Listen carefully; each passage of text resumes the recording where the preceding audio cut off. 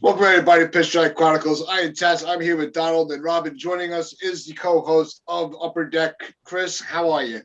I'm fantastic. Thanks for having me on. Yep. So I want to actually start off today by talking about the ninth inning, because that was just complete chaos, insanity, and excitement all at once. And the problem is, like I tweeted out last night, we got August Chapman in April, and we really need him to be April Chapman right now if we're going to set the tone for the rest of the season of where the Yankees are going to sit in the standings and win games against the division that we struggled with a lot last year and a couple years past. So while you're watching Chapman pitch, you saw right away that he had nothing in the tank. And it almost seems like Boone was even hesitant to pull him when he did. He's kind of doing that, his signature, up and down the step out of the dugout. And was your gut feeling that he was going to pull him or give him one more batter? Chris, we'll let you lead off. Yeah, I think for once it seemed like Boone was doing the right thing, being kind of decisive. He did the right thing and what turned out to be the right thing. And, how many chances is Chapman going to get to walk the bases loaded? Yeah. No, I mean, the fact that he got King up as quick as he did, it's almost like, I don't know if it was Boone or Matt Blake that kind of pushed that button to say, all right, let's get plan B and going. Donald, what was your take? My take is that Loaiza needs to be the closer from now on.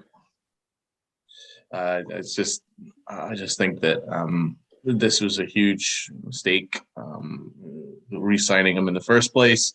And it's going to put us in a little bit of a sticky situation because, you're paying him $18 million closer, but you can't trust him to be a closer. So it's a little bit of, again, as I said yesterday, I have a little bit of sympathy for Aaron Boone here, oddly, despite my feelings on him as a manager. I think he's been landed with a very ill-fitting roster, and he's having to do his very, very best to put all the pieces together and make this form as a competitive team. So, listen, he did the right thing. It's a no-brainer. If someone's struggling, you need to get him out of there, because if you kept him going another batter too longer, then it's game over. The Yankees lose. So he did the right thing. He was decisive, as Chris says. It was decisive. So credit to him for that. Maybe eventually, as the season goes on, maybe they'll move him to more of a setup role where I think he'd be probably a little bit more acceptable in that role, and we'll ride with Loaiza. I don't blame Loaiza at all for the home run that he gave up 2 days ago. So I just think that this is a situation we're in with Chapman. He is who he is. I would have loved to have moved off his contract this offseason, that's for sure. He definitely needs to go. Rob, do you agree with, do you think that it's time to stop paying attention to the contract and focus more on what state they are in the game and just kind of maybe like Donald said, stop using him in the ninth and give him a different inning? That I think they proved that yesterday. They pulled him. He had a pretty quick. I mean, he let him walk the bases loaded, but he wanted to pull him sooner. It's almost like he was saying it's still early. Let him try to work it out. But he also realized that this game could get away from us in one swing, and we could lose it. So I'm sick of Aroldis Chapman. He's not good for a guy that gets paid the money that he does. He does not do his job well enough. When you want a closer getting paid like that, you want Rivera, you want prime Kimbrel, Trevor Hoffman type. You want those guys that are going to shut down the ninth. Chapman's not doing that. He hasn't done it for us the last couple of years. 2016, 2017 Chapman, yeah. He's shutting it down. But this last few years, we talk about the middle of the season, he gets to these hiccups. But this is game 7. We're a week into the season he's having it. He's throwing the ball 30 feet up in the zone. It's like when he doesn't have it, you know from the first pitch he throws. And I think Right. Aaron Boone saw it. So you mentioned he was kind of like twitching. He's like, should I do it? Should I not? And then once he got King up, I'm like, yeah, he's pulling him as soon as King is ready. And it was a good move because Chapman just, you never know what you're getting with him. There are days where he looks untouchable and you're like, yeah, that's $18 million well spent. And then there are days like yesterday where you're like, he should be paying the Yankees to play. So it's too Jekyll and Hyde with him, and it's very annoying, and I don't want him closing games, especially when we get to the very, very important ones down the stretch, August and September. God forbid we're in a playoff game, and at a wild card series or whatever it may be, and we have a lead. You want to send him out there? I don't think that's a smart move. So I think right now you let him try to work things out, but not in the ninth inning.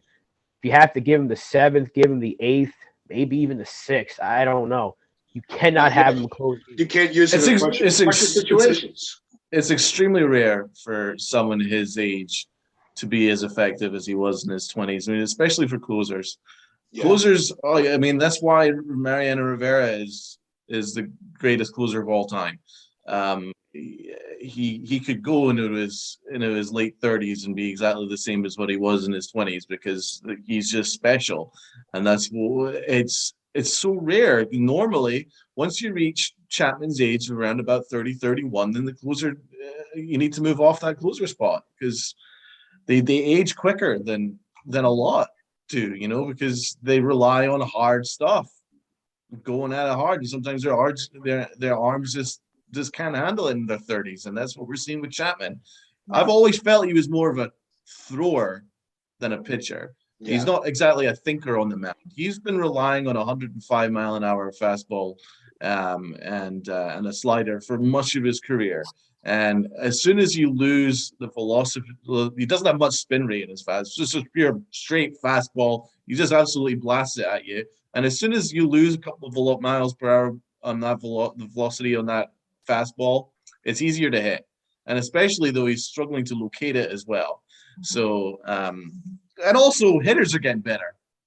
I mean, they're able to hit 105 pretty routinely now.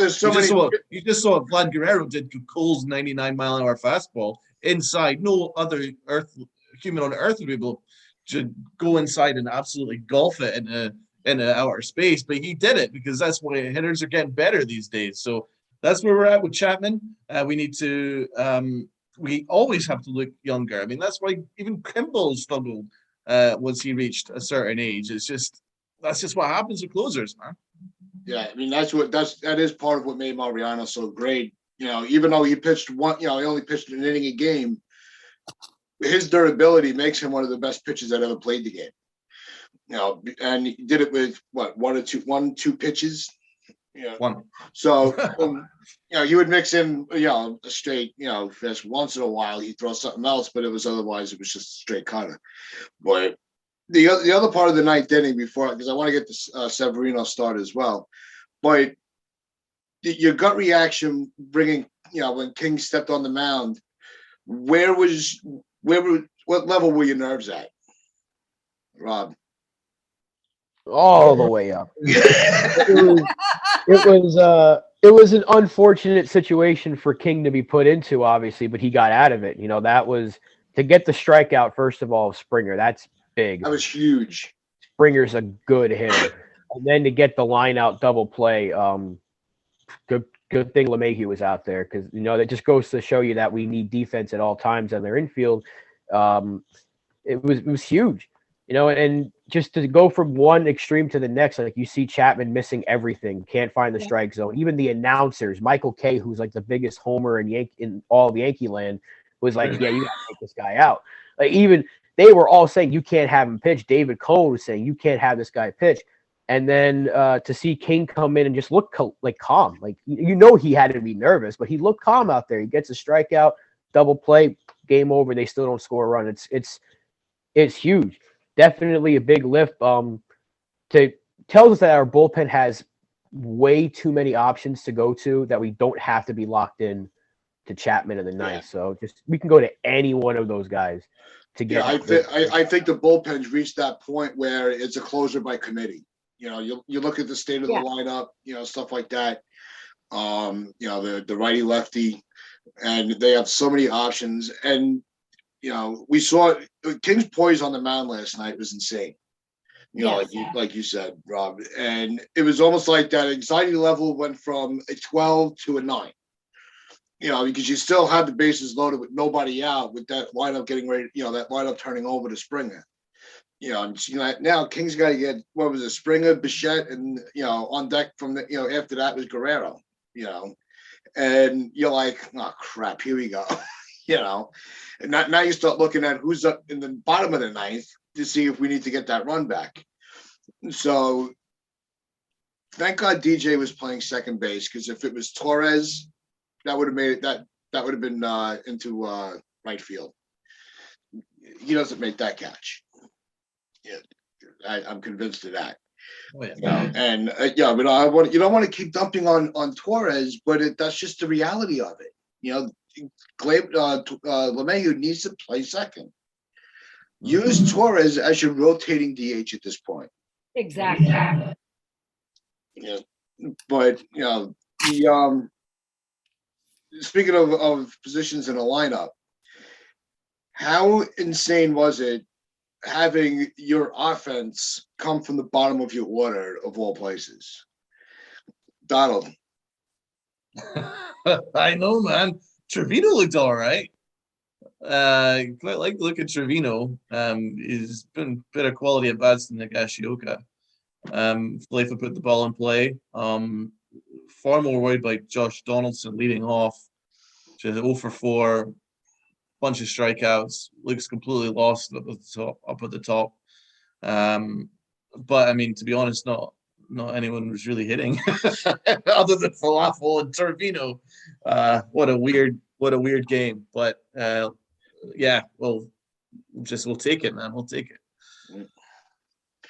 Yeah, Len, what was do you think this is going to be a breakout game last night for IKF?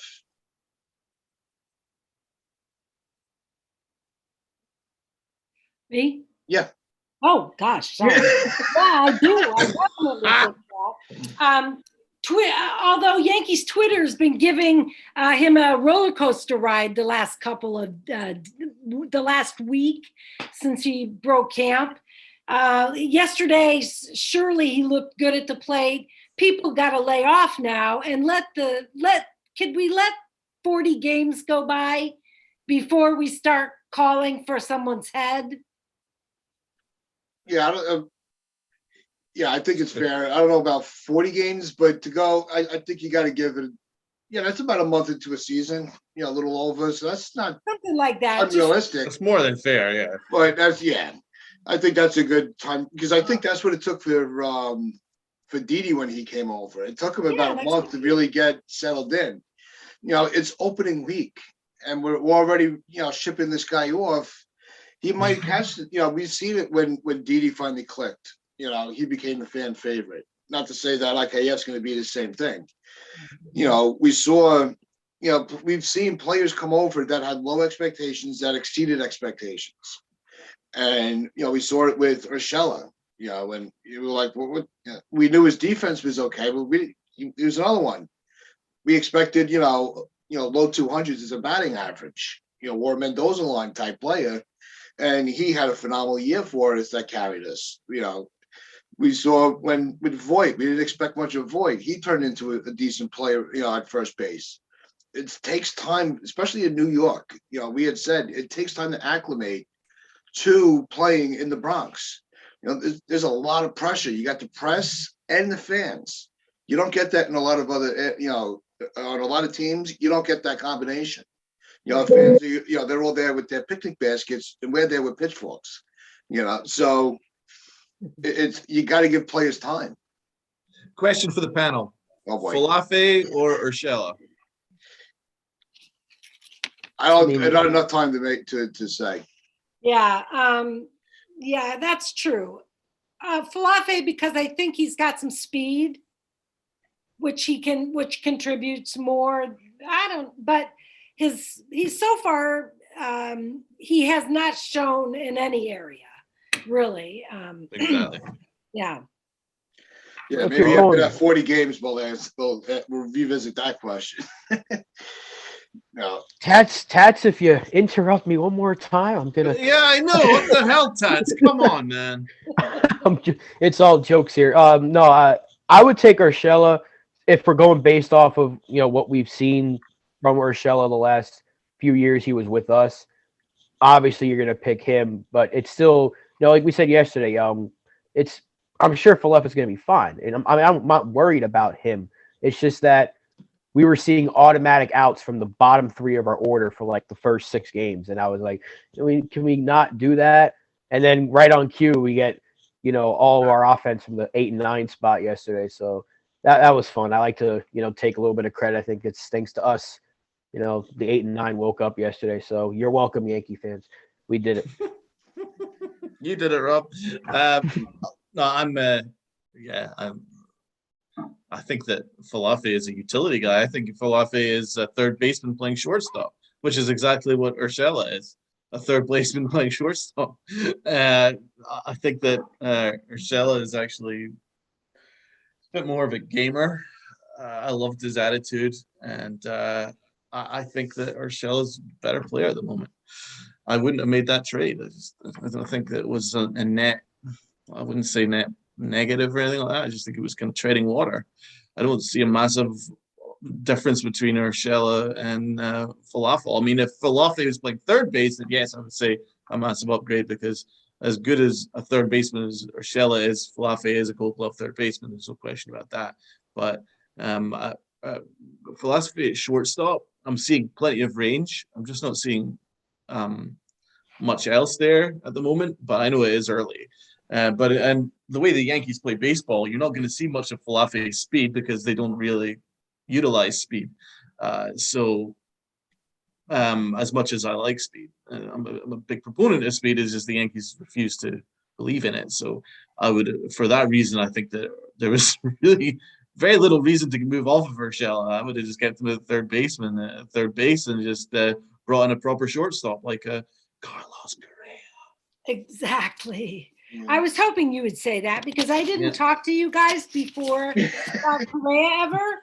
And I'm sitting here thinking, if only Correa was there, we'd be having a whole different conversation today. Yeah. I said that guy's name about, 73 times during the offseason. And I was just hoping I could speak it into existence. Yeah. We can go back to that trade left and right, because it's the only move we made. So we're going to keep going back to it all season. So far, 1 week into it, you're not really seeing the payoff, because one of the pieces we got is hurt, and the other guys haven't really done much. Donaldson's been fine with the glove. Don't get me wrong. He's been fine at third. He made a great play yesterday. But again, when you go back to, we gave up a third baseman playing shortstop to get a third baseman and a third baseman playing shortstop. The optics, that's the word that we kept using.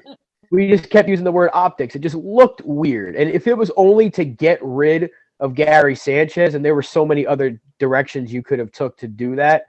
So again, the optics, I get what they're trying to do, because when Donaldson is right, you're getting more offense from him than you would from Urshela. You're getting more run production. You're going to get more home runs for sure, advanced analytics and all that. But again, we're 1 week into the season, so it's impossible to say it's a bad trade. But again, when you look at it just from the optics standpoint, it wasn't a great move. We just have to give it more time. But if Donaldson's playing like this offensively, which I don't think he will be, I just don't want to see him lead off anymore. I just don't want to see it. I don't see the reason why they keep doing it. Just switch him and LeMahieu, please. That's all I ask. And the lineup just looks a whole lot more normal and complete. Deeper, yeah. Yeah, especially if the bottom of the order, like we saw last night, is going to play a little small ball, a little hit and run, bunting against the shift, which is you starting to, the Yankees are doing more than, I think they've already done it more than they did last season. We even saw the other day, even Rizzo, put the bunt down, and it was, and which is such a smart move, because we needed base runners, and he gave us the base runner we needed. But if you're able to get those type of players on base for when the lineup switches over, you have LeMahieu, that's a contact hitter that can hit the ball into the gap. that can hit it to all fields. So they have to pretty much play him straight up all the time. Then you increase your odds of moving those runners around for the power bats that are coming up next. So I think that that's really something that they should put serious thoughts into. The other thing I was curious, because of the way that Trevino played last night, not to say that, oh my God, you have to start him every day. Do you give him a back-to-back start to see if you can ride the hot back? Or kind of give him a little confidence after such a good game. Look, we're going to let Higgy just kind of sit, watch some film, see what you need to adjust. Let Trevino get another start tonight. You know the rule with the Yankees. The hot hand always sits. You're hot, you sit. Yeah. You're hoping for too much there. I mean, look at Hicks. He finally hit, and then he's sitting. True. That is true. Yep. We were talking about that, right? Who was going to sit? Yesterday, Stanton. He had a great night, and then they sat him. Yeah, and then we asked who was going to sit yesterday, and we all said it's probably going to be Falefa, and they ended up sitting the hottest hitter in the lineup. I don't know what, this whole rotation thing is. Should be Trevino tonight, but there's no reason they should be locked into Higgy. Why not? Exactly. Both guys are basically the same player. They're not going to hit much, but if you have Trevino who got a couple of hits, put him back in there. He worked well with Monty the last time he started, so let him back out there. Yeah, I mean, that Higashioka's tied to Garrett Cole, so there's no reason not to give Trevino another outing today. Just ride the hot hand. Plus, he's as good, if not better, defensively. So, but I like it. I do like Higashioka. I do think that I don't mind the move, giving him a chance. Will it pay off? I don't think so. But Trevino seems to be a fine trade. He does seem like a very solid backup. But he is a backup. We're not going to get overexcited, but he came through yesterday, so I appreciate that. Yep. Yeah, and he did really well calling the game for Severino. Sevy was locked in last night. If it was deeper in the season, he could have kept going. He had definitely another 2 innings in him. But I understand that they're trying to watch the pitch counts early in the season with the short spring training, and I think it's a smart move, especially because a lot of these guys, have had injury issues. So I as much as you want to just say let them pitch, it is the right move to have them on not so much an innings limit, but the pitch count. Watching how much they're throwing, but. What was your take on Severino's second start? Is it safe to say that Severino is back, or you still need to see a couple outings from him? Rob, being I interrupted you so much, you go first. See what I did? I turned Tats into a villain. Sevy was great last night. And probably if this was June or July, he'd go one more inning. He was at about 80 pitches after 5, so it was a good time to pull him this early in the season. But he looked great. He looked locked in, and it looked like the Sevy of 2018 first half. Like that's what we were seeing from him, and it was very, very encouraging. But it is still start number 2. So we can be happy because first of all, it's great to see him back pitching and starting games for us and saying he feels good after every start. Let's just temper expectations because we know how serious of the injuries that he's coming back from. So let's just see every 5th day when he goes back out there, is he still getting the velocity where it is? How's his changeup? Because he was using that a lot last night. And just keep going with doing what you're doing. We're not asking you to shut down the offense every time because we know it's not going to happen. But we've also talked about when he's on, he's a legit number 1 on a lot of teams. He would be our number 2, and that's so important. That's what we need behind Cole because we know when Cole is on, he's a legit ace. If we have that guy like Sevy from last night behind him, that's beautiful 1-2 punch when it comes to a postseason series. But we just need to see Sevy pitch the rest of the way through. So each and every start, he's going to get more pitches, more innings. And the fact that they let him go to 80 is actually surprising to me because it was his second start. I'm like, they're going to let him go back. I thought they were pulling him after 4. I'm like, it's start 2. They're going to pull him. They let him go back out there. what did he strike out 5 or 6? He That's didn't. 6. He didn't give up too many hits. He got out of that jam. He was pumped like it was October baseball.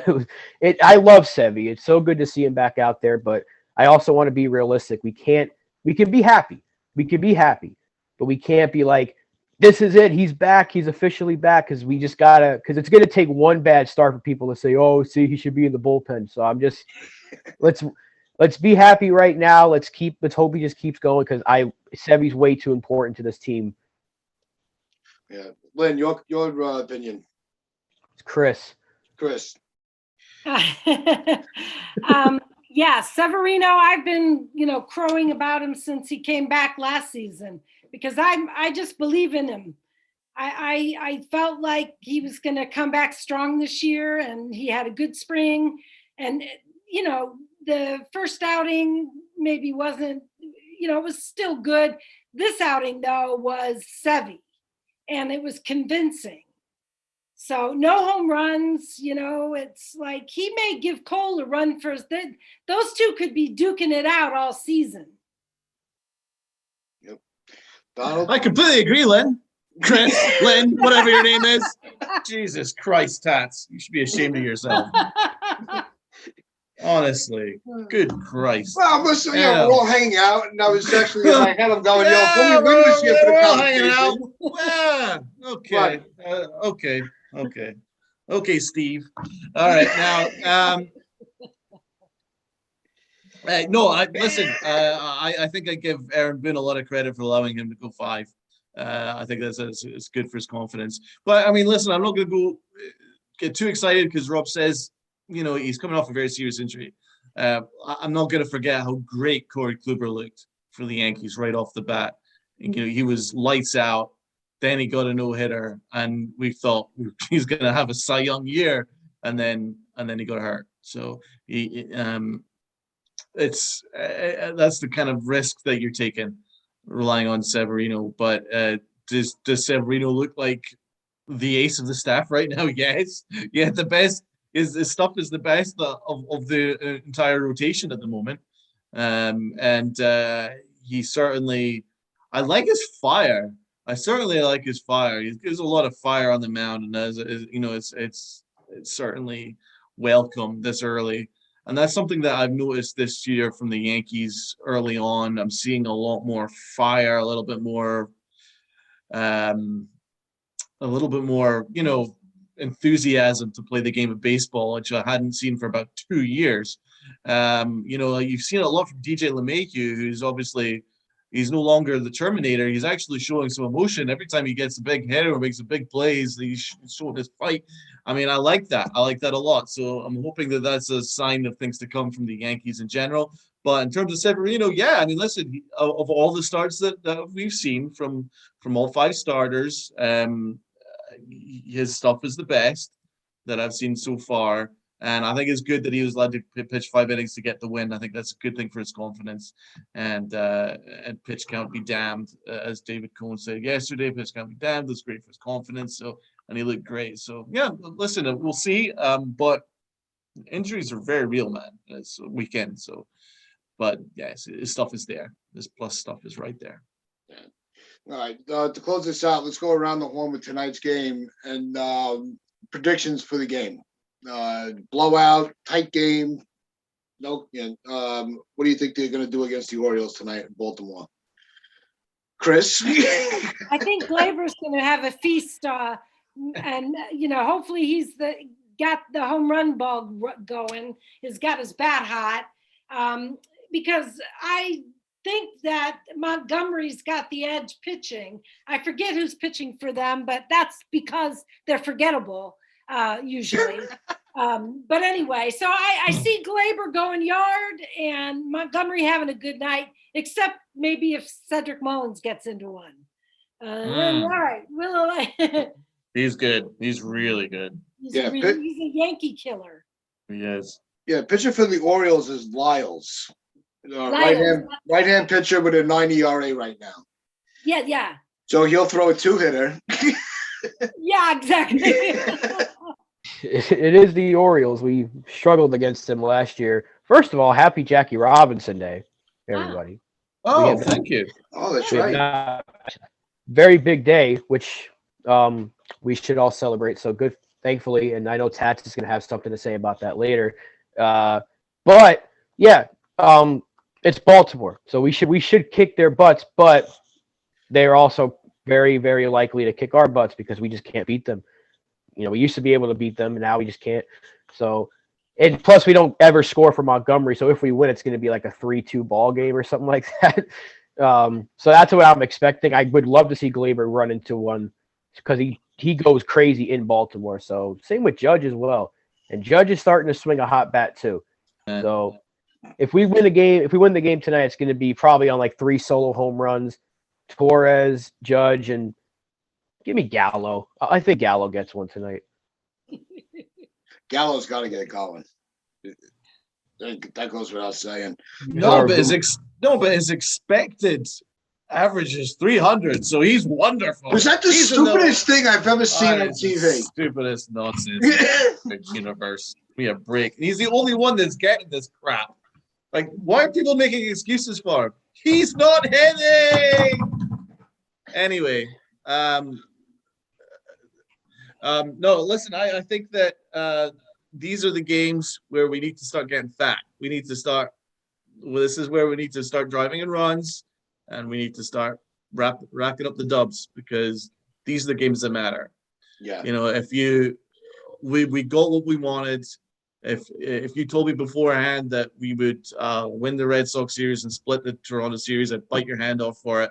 We did it. That's a good way to start. We start very cold in April, where we're doing okay.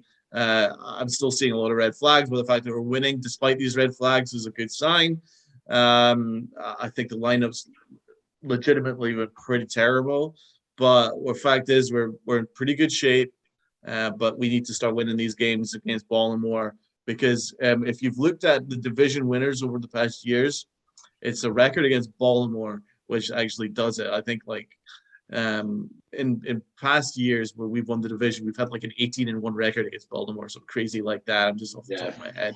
And Tampa Bay just obliterated Baltimore off the face of the planet last year. I think they only lost like 2 games all year against them. So that's what you need to do. We can't really afford to lose any more than 1 or 2 games against Baltimore. These are the games where we need to rack it up. And so it starts today. Yep. No, it does. They need to have that big game. They need to put up more than, they got to score 6 or more runs tonight for me to really feel like they're going to be able to handle their business against Baltimore. Yeah. They can't have a repeat of last year because those losses really is what cost us the division. Good, yeah. Never mind the battles with the Rays and how they would embarrass us, and we all know that Toronto is going to be neck and neck with us all year. Mm-hmm. So they really need to come out of the gate hot against Baltimore and just make a statement. And look, we're going to beat the teams that we should beat, and we're going to be competitive against the teams that are equal or even better than us. We saw that with the split against Toronto, shutting them out twice. To shut that lineup out twice is a big step forward for this staff. And then also Rob brought up Jackie Robinson Day. So before we say our farewells, it'll also be a see you later because we are going to be celebrating Jackie Robinson Day on YouTube Live later tonight from 7 to 8. Come enjoy the game with us for a little while. Talk about Jackie Robinson and what he meant to the game. We'll have a little Chronicles party and come and hang out with us from 7 to 8, YouTube Live, and chime in on the discussion. We'll have some of our friends joining us as well throughout the hour. So just remember, like, share, comment, and subscribe. Check out our social media in the description. Wear your pinstripes, your pride, and play hard. Good job, Steve.